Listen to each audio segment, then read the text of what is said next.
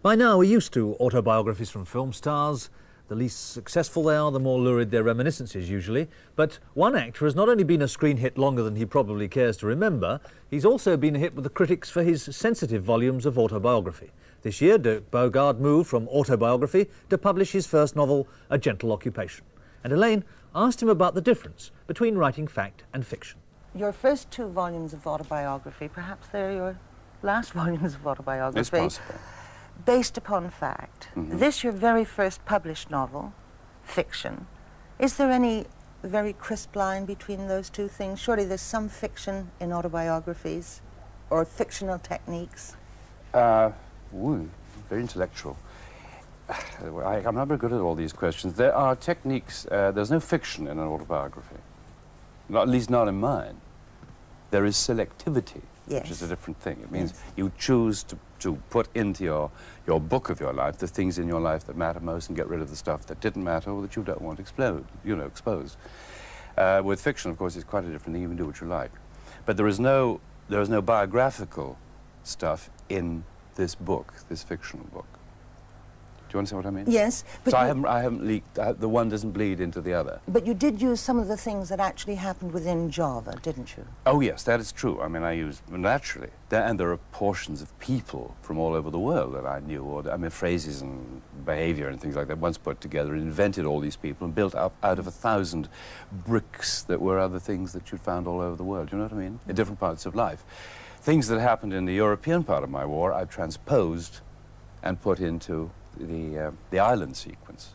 Do you understand what I'm saying? I'm not very sure what I'm saying. Well, no, in other words, you use every resource that you have that at you hand. lay your hands on, yes. In the act of creation. That's right. And that, I suppose, applies if you're an actor too, when you're acting. It applies if you're anything. It applies if you're anything creative. If you're a writer, if you're a musician, if you write music, or if you're a painter.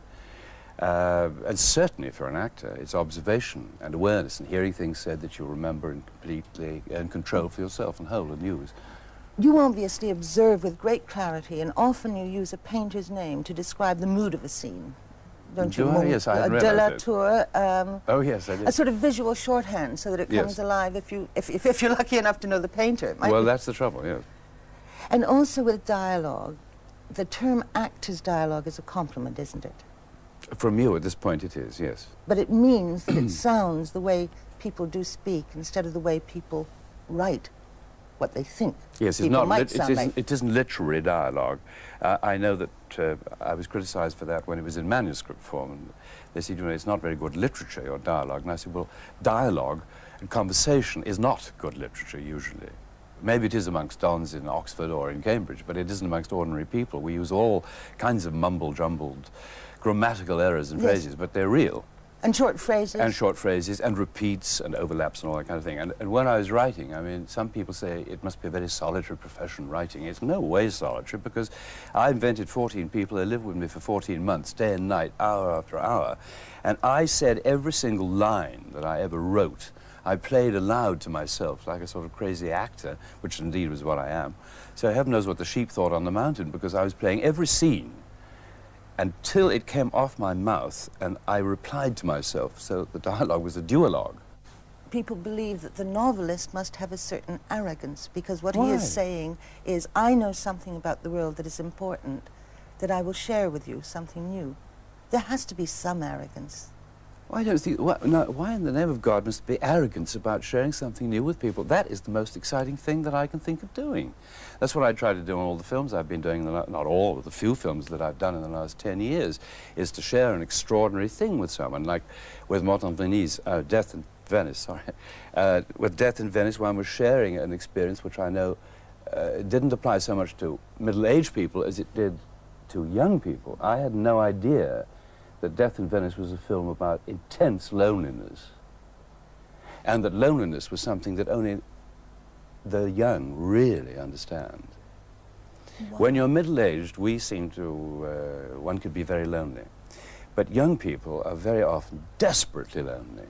They can't meet elder people to talk about things. They don't find anyone to talk to things about younger than themselves. They haven't anything with their contemporaries. They're usually bewildered and lost to some degree.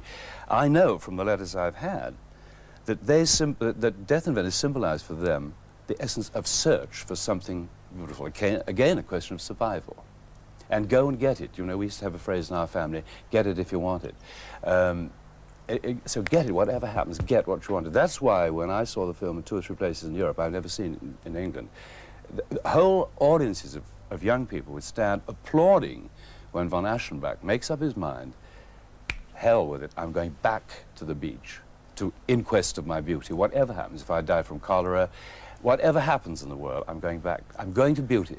And that used to happen every time. I couldn't believe it. And being in the middle of this must have been almost food for your soul to see how the audience responds. It is food, soul food, if you want. That's the real essence of it. That's why I cannot understand your phrase, that you must be arrogant if you're sharing something that is new.